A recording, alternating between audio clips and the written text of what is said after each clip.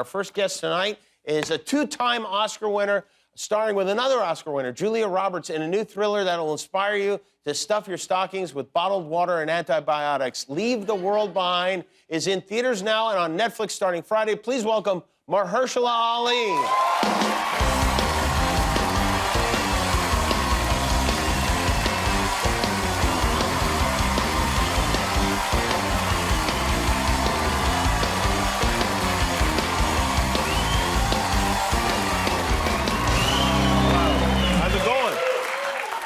I feel like when you come out, I should be handing you an award, like a statuette of some kind.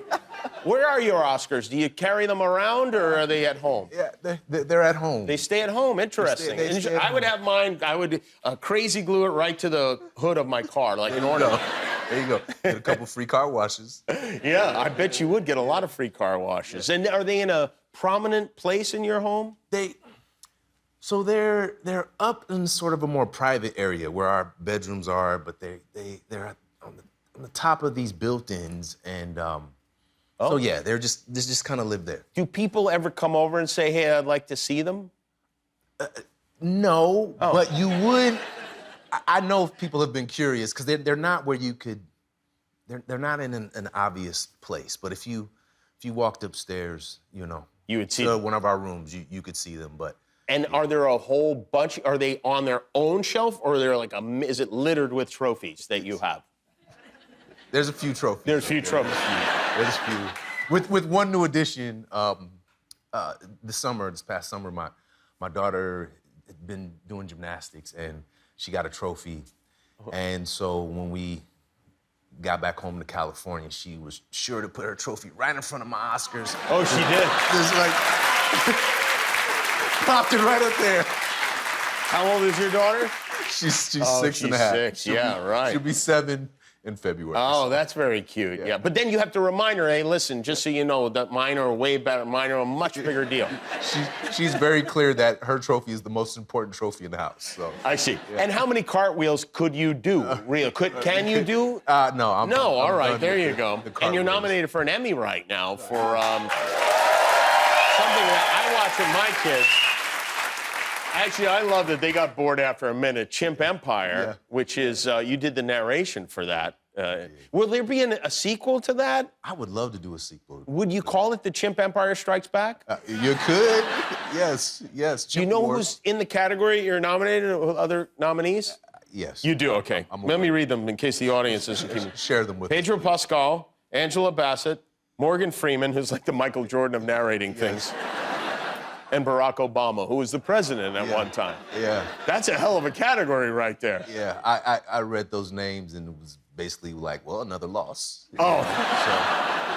The Obamas produced your movie, right? They're producers on your film. I think it's the first, like, purely entertainment-based project that they've done. Yeah, this is their first feature. Yeah. That's crazy. So did you work with them as producer? Did they really produce? No, they did. They, I know Sam Esmail, our director, a wonderful director. Yeah, he did Mr. Robot, yeah. Yeah, really spoke to President Obama about the things that really resonated with him in the book. And then I call him Barack. Barack would call me, and we would run lines a bit, and so he helped me. You ran lines with the president, huh? He helped me get off book for the last third of the film. So. Did you have any interaction with him about? Unfortunately, no. No, not at all. No. Oh. No. You had. Did he come to the premiere? No, but Did you ever have a meeting Barack with Obama? him? He's everywhere. Yeah. No, I haven't met with him, unfortunately, but I feel like I know him.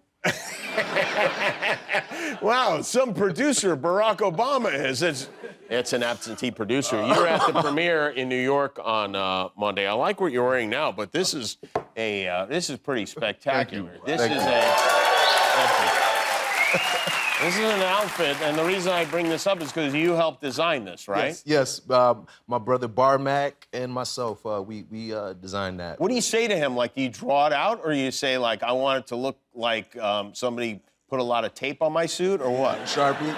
No, he presents me with ideas, and my part in it is about a pocket here, a pocket there, Little length of the details. pant. Yeah, details, but he's always presenting me with ideas, and we're going through and we're like building up a nice little closet right And you now. love that, right? Because that's your thing. I love it. It's one of my things. I hope to be, multi-dimensional. One of your things, but like as far as hobbies go, that's one of your things, right? Yes. Because this is a photograph from your high school yearbook, and there you are. And you were, let's see, go down the line here. It's under Herschel Gilmore. Okay, under Herschel Gilmore. Yes. You were best dressed. Yes. You and Katrina Brown. Is that Katrina right Yes. there? Yes. Best dressed. That's pretty good. Most attractive was, look at the Jingle wasn't me. Fumar. It was I mean, he must have been a hell of a good-looking guy. good-looking dude. Jingle Fumar, Debbie Pastrana. I like that a lot. Yeah. Did you know Jingle? Yeah, I did know Jingle. And was he indeed the most attractive boy in school? I really wasn't looking at the dudes, but like I know he was an attractive dude. Okay. Debbie Pastrana? I think I remember Debbie a little. I think she was cute. Look, that was a long time ago. Did you set out to be named best dressed, or was it something that you wanted? I have to admit it was something I wanted. Was that the first? It was. We were a little competitive about, but who was? But inspiring each other, not You and like the other truly guys? competitive. Oh yeah, we would. Oh, look at those kicks, like, or new jacket, or how you put your outfit together. Like we were very, very serious. Was it the first award you won, or had you won awards before that? I think I got most improved in first grade. You did. But there was a nice gap between first grade and senior year. Do you collect clothes now? Or are you one of those guys that has a lot of stuff in the closet? Yeah. Do you have more real estate in the closet than your wife does? Yeah. Oh, you do? Yeah. And does that bother her? She's been very gracious about it, I gotta say. But she has her own little collection of things too that, that bothers me. But yeah, we both take up a good amount of space. And are we talking like shoes mostly? I know you have hats, right? Yeah, How many hats do you have? I have enough where there's some in storage. So You have a storage facility for your hats? No, I don't have I need to defend myself. Okay, go ahead. In my defense. So, I'm a fairly particular person, and I don't buy stuff very often. And so if I buy something, I really like it, so it means something to me, or if I get a gift for someone, it means something to me, or because of this work, sometimes companies are giving you stuff, and so you might be picking from things that they give you. So over time, you end up like collecting stuff, or you go do an award season and you got 15 suits at the end of the year. You're like, what am I doing with these suits?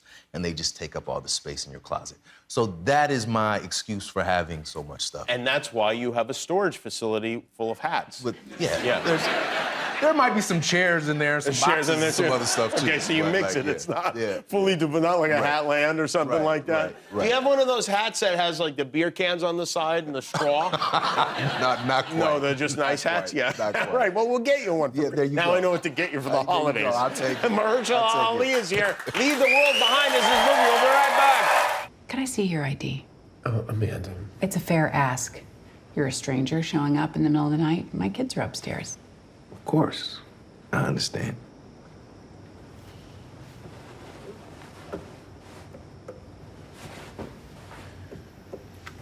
Well,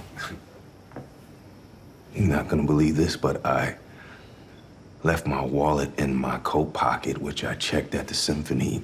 And all the commotion, I must have forgotten it there. You said you heard about the blackout while you were on your way home. That is Mahershala Ali, Julia Roberts, and Ethan Hawke. That's a pretty good group of actors right there. Yeah, in this movie, and I don't want to spoil it, so I'm going to ask you to explain it. But I do know that it is one of the things that I feel like I can mention is there's a scenario that's maybe the scariest scenario imaginable as an American, as a human being, as a parent. It's a world without Wi-Fi. Exactly. Yeah. Exactly. There has been a cyber attack. So essentially the film is about a family that goes on a vacation. They run an Airbnb. And on their first day there, in the middle of the night, two people show up, myself and Mahershala, who plays my daughter, and we say that, hey, we are the owners of this home, and that there has been a cyber attack or a blackout in New York City. And so basically we're trying to get in the home and we let them know that we need to stay there. And so chaos ensues. Yes, from we don't know that point. who's Right. coming from what angle, what exactly is going on, what's happening in the world outside. Exactly. And then at a certain point in the film, you and Julia Roberts have a dance scene where Yes. you, it's the two of you are alone, you put on a record, In the middle of the world collapsing, we dance. an old-fashioned record, and you're dancing. What is that song that you're dancing It's to? called Too Close by Next. Right. Yes. It's from the 90s, It is right? very much from the 90s. Yeah. I think it is from 1998, to be exact. It's baby when you're grinding, I get so excited, Yeah, right? yes. And then when you're dancing in a movie, are you dancing as the character you're playing, or are you just dancing? Oh, I'm dancing as a character. Sam was directing me to dance in that corny manner. And so. You did say corny, right? Oh, Yeah, yes, right. yes. And he was pushing me to dance cornier, and that's when I set some boundaries, and I was like, listen, I'm not gonna lose my black card for you. We are going to keep that about right there, you know? But yes, dancing in character. And what about Julia? Was she was dancing in character Yes, as well? I believe so. Listen, I don't know how Julia dances in her private life, but like, yes, we were both committed to being in character. And yes. Is that fun to do something like that? It was nerve-wracking. Really? It was the thing that made it fun was working with Julia. Right, yeah. And right. because she was nervous as well. And then, you know, everybody's looking at you and you got to do it 17 times. And that song is playing over and over. So that song's really playing, you're actually listening to it practically. Yes, there. Yeah. yes. Rehearse to it, everything. And then you are, I think you're a good dancer, right? Like your dad was like a professional dancer, Yes, right? yes, yeah, he did So Broadway that's and got to stuff. be like, I mean, that's got to be hard. Like it would Yeah. be like being like a baseball player, and so you have to act like you can't hit. You got to strike out. Yeah, it's got to somehow, like, it's got to like damage your soul in some way. Yeah. Yes, yes, yes. Yeah. Your dad was on Soul Train, even speaking of did. soul, right? He won Soul Train in 1976. They had a dance contest, national dance contest. He won like $2,500 in a car, and he moved to New York. And Yeah. Right. I think I remember you telling me that story. Yeah. Wow, that's something else. Julia Roberts and Ethan Hawke. It's unbelievable. Yeah. I mean, it really is. amazing. Well, it's great to see the movie. It's a thriller. It's called Leave the World Behind. It's in theaters now, and it premieres on Netflix on Friday. The best dressed, not just in his high school, but really probably any place you want to look. Mahershala Ali, everybody. We'll be right back.